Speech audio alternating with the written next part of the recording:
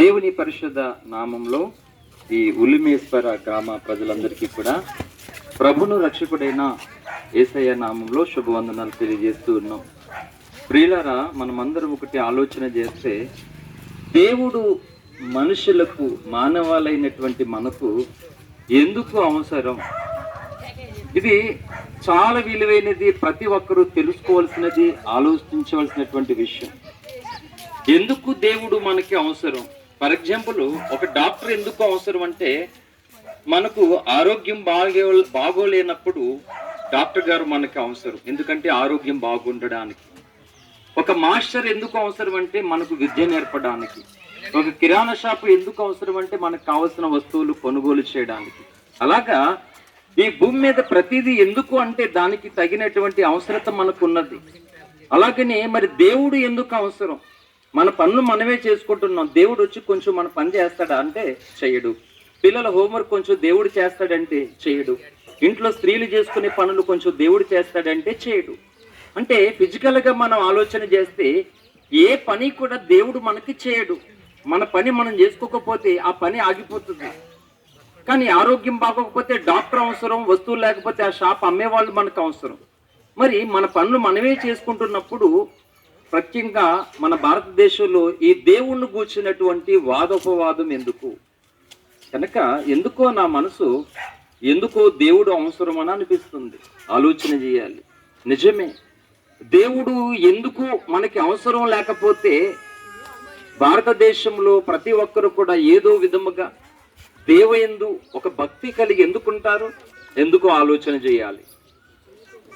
అంటే మన పనులు మనమే చేసుకుంటున్నా, మన చదువులు మనమే చదువుతూ ఉన్నా, ఫిజికల్గా దేవుడు మన పనుల విషయంలో మనకు ఎలాంటి సహకారం చేయలేనట్లుగా కనబడుతున్నా, అయినా దేవుడి యందు మనము నమ్మికుంచుతున్నాం, ఏదో ఒక దైవభక్తి మనం కలిగి ఉన్నామంటే ఎస్, దేవుడు ఎందుకో మనకి నిజంగానే అవసరమైనది. కనుక ఎందుకో అనేటువంటి ఆ మాటను ఒక మాట చెప్పి నేను ముగిస్తాను. దేవుడు ఎందుకు అవసరం అంటే, ఈ భూమి మీద మనం బ్రతకడానికి, ఏదో ఒక పని చేయడానికి దేవుడు అవసరం కాదు.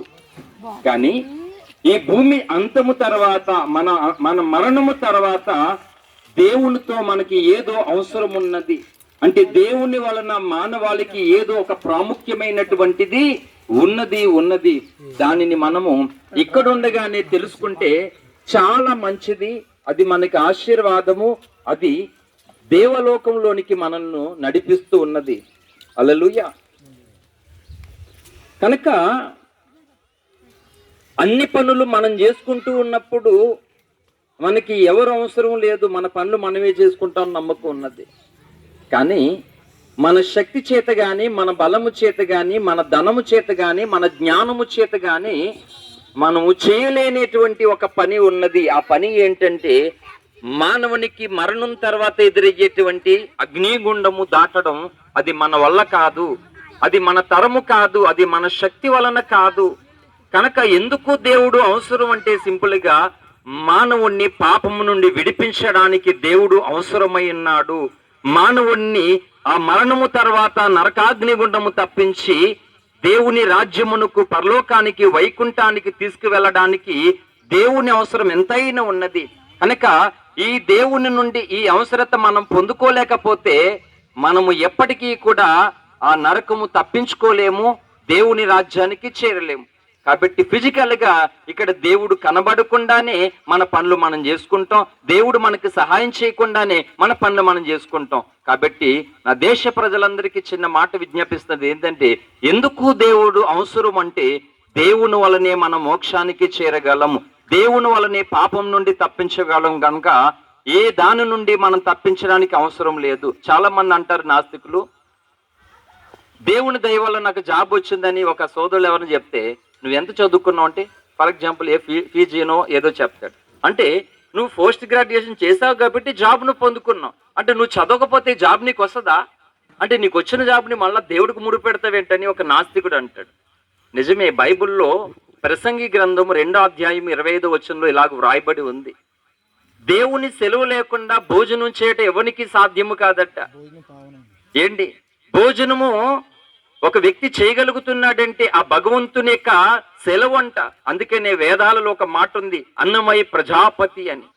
అంటే దేవుడు సర్వమానవాళికి అన్నముగా ఆహారముగా ఉన్నాడట. యోహాను 14 అదే ఉంది, జీవాహారం నేనే అన్నాడు. నేనే మార్గం సత్యం జీవము. అంటే దేవుణ్ణి గూర్చి ఒక వ్యక్తి ఎంత సింపుల్ గా ఆలోచన చేస్తున్నాడో.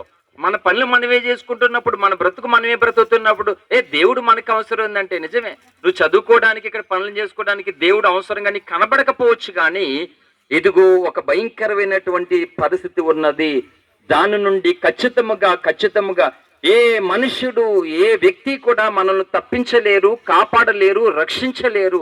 అందుకే రక్షకుడు అనేటువంటి నామధేయమున ఈ భూమి మీదకి యేసు వచ్చాడు. ఈ వచ్చినటువంటి రక్షకుడు నాకు అవసరమై ఉన్నాడు, ఈ భూమి మీద ఉన్నటువంటి సర్వ మానవాళికి అవసరమై ఉన్నాడు. కనుక అది మనం పొందుకోవాలంటే మనమందరము ఒకే ఒక చిన్న పని చేయాలి. ఏంటంటే మానవుడు జన్మతః పాపి అని గుర్తించి ఆ పాపం నుండి విడుదల పొందడానికి ఇగో యజ్ఞ పురుషులు పురాణాల్లో యజ్ఞాలు, యగాదాలు, వాళ్ళు బలులు అర్పించారు. ఎందుకంటే మానవుడు ఏదో విషయంలో పాపము చేస్తున్నాడు. ఈ పాపం నుండి మానవుడు తప్పించబడాలంటే రక్త ప్రోక్షణ అవశ్యమని మన పూర్వీకులు, వేద ఋషులు నమ్మారు. కనుక మానవులని పాపం నుండి విడిపించడానికి యేసుక్రీస్తు ప్రభు ఈ భూమి మీద రక్తం చిందించాడు, మరణించాడు, తిరిగి లేచాడు. కనుక ఎవరైతే ఈ రక్తంలో కడగబడతారో, ఎవరైతే ఇట్టి సహాయాన్ని దేవుని చేత ఆర్జిస్తారో, ఖచ్చితంగా వాళ్ళు దేవుని శక్తి చేత, ఈ మానవుని యొక్క బలము చేత గాని, ధనము చేత గాని, జ్ఞానము చేత గాని తప్పింపబడలేని ఆ పాతాళము నుండి విడుదల పొంది దేవుని రాజ్యానికి వారసులవుతారు. ఎందుకు భారతదేశ ప్రజలకు గాని, భూమి మీద ఉన్నటువంటి సకల జాతి మనుషులకు గాని దేవుడు అవసరమై ఉన్నాడు.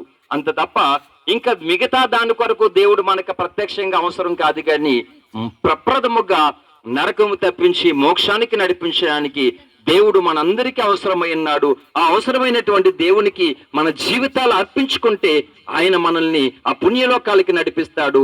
ఎవరైతే ఈ మాటలు ఆలోచించి ధ్యానించి నిజమే దేవుడు మిగతా విషయాల్లో నాకు అవసరం కాదు, నేనే చేసుకునే పనులు, కానీ ఈ విషయంలో అయితే నా వల్ల జరిగే పని కాదు, ఇది దేవుని వల్లే జరిగే పని, కాబట్టి ఈ విషయంలో దేవా నువ్వు నాకు నిజంగా అవసరమై ఉన్నావు, ప్లీజ్ హెల్ప్ మీ, నీ సహాయం నాకు కావాలని ఎవరైతే తమ జీవితాలలో దేవుణ్ణి ఆహ్వానిస్తారో, దేవుని యొక్క కృపను వేడుకుంటారో, అట్టి వారికి దేవుడు తన రక్షణ భాగ్యము కనబరిచి నిత్య జీవానికి వారసులుగా నడిపించునుగాక. సర్వే జన సుఖినో భవంతు. దేవుడి మాటలు మన వెనుకడిలో ఆశీర్వదించునుగాక. ఆమేన్, ఆమేన్. Thank you. తండ్రి దేవా, ఇదిగో నా ప్రభువా, ఇంతవరకు మీరు విన్న ప్రతి ఒక్క మాటను తండ్రి ప్రతి ఒక్క హృదయంలో ఫలించినట్లుగా మీరు కృప చూపించమని వేడుకుంటున్నాము తండ్రి.